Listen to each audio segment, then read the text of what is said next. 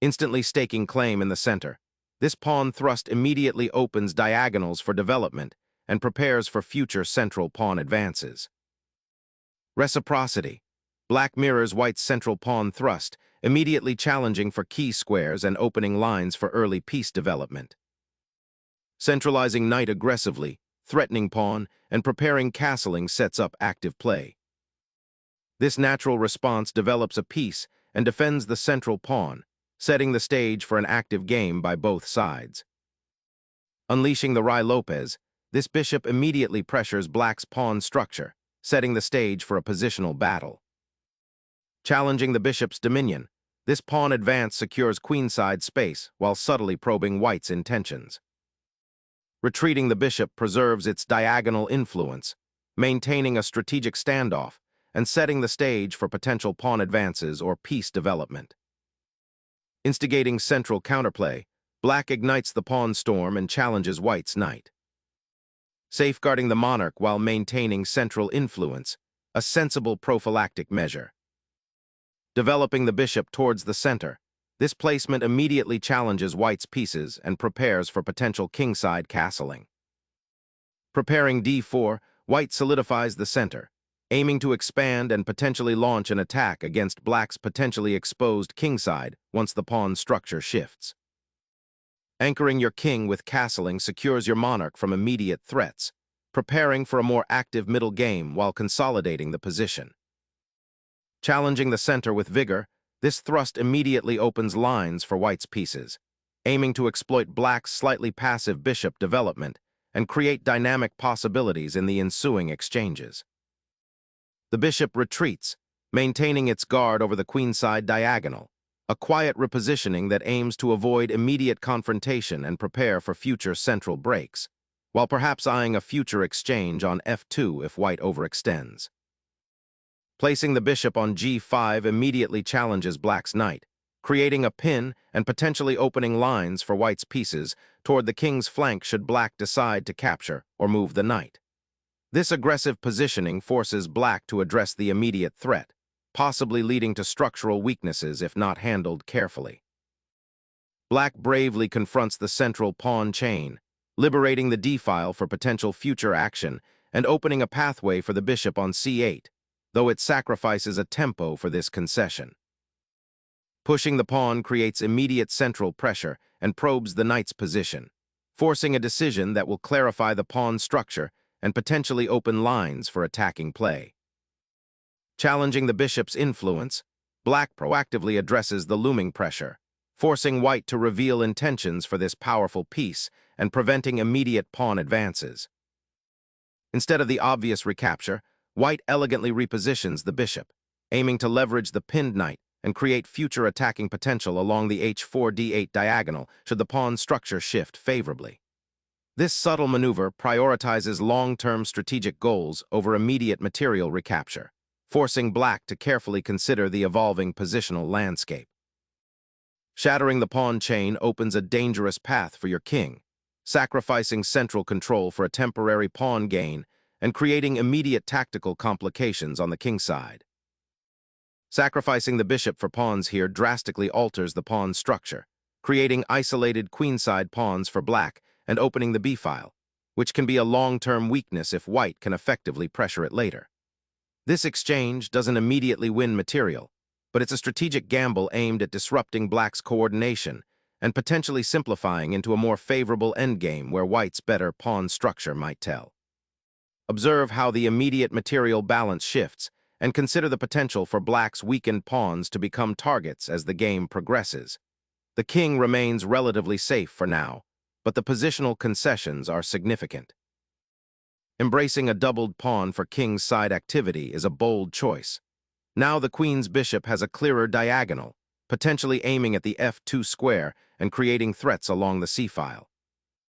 Unleashing a knight sacrifice at g5 immediately shatters the pawn structure protecting black's monarch, aiming to expose it to swift and decisive attacks. Black boldly reclaims material, sacrificing pawn structure for immediate compensation and opening lines towards white's king. Initiating a decisive queen trade now simplifies the position, potentially leveraging black's slightly exposed king and creating chances for white to exploit the open files that may soon emerge. Repositioning the rook to the now open d-file offers vital defensive support to the king and prepares to contest central open lines, a critical adjustment after the recent pawn sacrifices and exchanges. White's knight repositions, eyeing the vulnerable pawn on c6, a lingering weakness from black's capture and creating potential for queenside pressure. The knight finds a central outpost, immediately disrupting white's rook coordination and eyeing potential pawn weaknesses on the queenside. Unleashing the knight to the central outpost on e4 immediately challenges black's pawn structure and eyes the vulnerable kingside, forcing a strategic reevaluation of black's defenses. Severing the pawn chain on the c-file, black aims to disrupt white's queen access and potentially activate the d8 rook. But this exchange might inadvertently simplify into a less favorable endgame where white's knight on e4 is positioned aggressively, and black's king might feel slightly exposed once the central tension dissipates. The doubled pawns on the queen side, while aesthetically displeasing, actually solidify white's central pawn structure, creating a sturdy bastion against black's knight on d5 and potentially opening the b-file for future rook activity. This pawn restructuring fundamentally alters the positional landscape, forcing black to reconsider their knight's placement and the pressure it exerts. The immediate gain of material is offset by a slight weakening of white's pawn chain, but the long-term control of central squares and the potential for queenside expansion might well justify this pawn sacrifice. Piling pressure onto the d-file, the rook immediately challenges white's control and prepares to disrupt the pawn structure. Reclaiming the d-file with the rook immediately shores up white's central presence, aiming to challenge black's active, albeit slightly exposed, rook and prevent any further infiltration along that critical pathway. A bold decision to reclaim the rook, igniting a race to secure the king's sanctuary.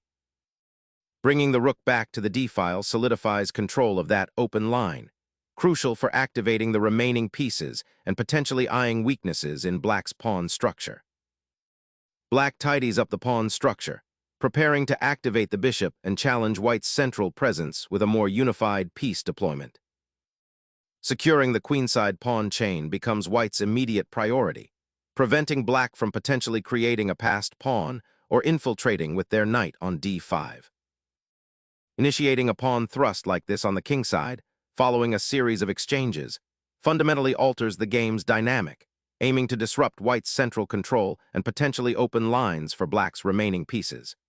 It's a bid for active counterplay, seeking to exploit any slight disorganization in white's structure before settling into a more static position, though it does create a potential weakness on the g5 square should white manage to bring forces to bear there.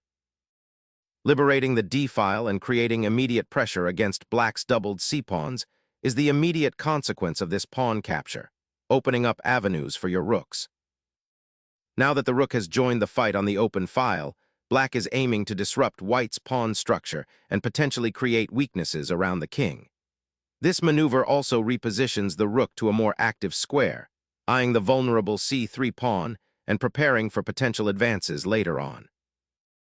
Preparing to liberate the kingside pawn structure, white aims to eventually challenge the newly opened g-file, creating potential play against black's castled king if it ever seeks refuge there again.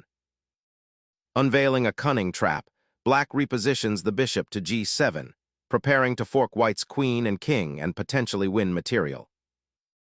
Sacrificing the f-pawn unlocks a crushing attack against the weakened dark squares around black's king. This bold pawn thrust is a desperate attempt to create mating threats. By forcing the king to the 7th rank, white aims to exploit the open lines and potential discovered attacks. This move fundamentally alters the positional landscape, creating immediate tactical complications and putting immense pressure on black's defense. The f-pawn advance is a clear signal of white's aggressive intent, aiming to dismantle black's kingside defenses with tactical precision. Sacrificing the king's safety for a moment's respite, black attempts to regroup after the forced retreat. This king, now exposed on the f-file, becomes a prime target for white's advancing pieces, potentially unraveling black's defensive structure. The white rook now forcibly seizes the 7th rank, a pivotal outpost that suffocates black's position and severely limits the king's mobility. A tactical crossroads where a king, exposed by recent pawn pushes, now faces immediate threats. Black's choice, though seemingly defensive by repositioning the monarch, inadvertently brings it closer to the heart of the board's active pieces and the looming threat of white's powerful rook.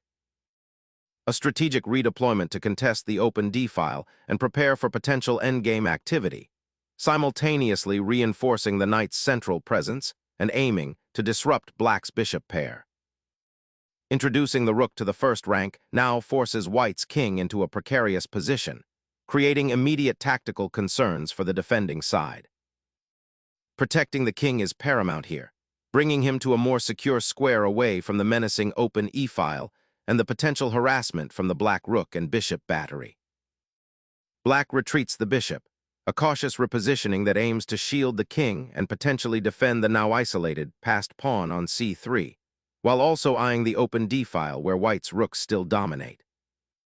Asserting dominion over the d-file with your rook immediately challenges black's most active piece, the bishop on b3, forcing a crucial decision regarding its retreat and potentially disrupting any coordinated attack the black pieces might have envisioned. Seeking refuge in the corner, the rook aims to disrupt white's control of the e-file and potentially draw the king into a more active, albeit dangerous, central position. Re-establishing knightly presence in the central battlefield, aiming to contest the now open diagonal for the bishop and potentially exert pressure on the kingside should the opponent falter in their pawn structure. A bold attempt to disrupt white's imposing pawn structure and reanimate black's pieces, sacrificing a bishop for a desperate counterattack, hoping to exploit the exposed monarch. Capturing the bishop clears the path for your queen to potentially wreak havoc on the queenside should it return to a more active square. Unmasking the king's defenses, this recapture forces white's hand in a desperate attempt to salvage material, overlooking the impending pressure on the weakened central structure that will surely pave the way for further infiltration. The king's sudden repositioning aims to dodge immediate threats and find a safer haven, but exposing it to the open files now creates a significant defensive burden. A bold attempt to disrupt white's dominant rook position, but it unfortunately overlooks the immediate threat to black's own king. The rook slides to the d-file, a pivotal maneuver that not only defends the pawn on c3, but also liberates the knight for potential action, while simultaneously creating an outpost for the monarch, granting it a safer haven amidst the unfolding tactical storm. Reclaiming the center, the bishop now eyes the kingside, posing a direct threat to the vulnerable pawn structure that white has meticulously built, aiming to disrupt white's coordination and initiate counterplay. The king bravely ventures into the heart of the opponent's territory, aiming to disrupt black's coordinated pieces and exploit the slightly loose pawn structure on the kingside. The black king, now exposed, must navigate a minefield of potential checks as it attempts to retreat. Unleashing a pawn storm against black's beleaguered king is the immediate objective, aiming to crack open the position and exploit the exposed monarch. Opening up the c-file with the rook's relocation to the open file creates immediate pressure on white's queenside pawn structure and challenges the centralized knight. Pushing the h-pawn here initiates a bold territorial expansion on the kingside, aiming to create a protected passed pawn that will be incredibly difficult for black to contain. The pawn's advance aims to disrupt black's defensive structure, forcing a reaction and potentially opening lines for white's remaining forces.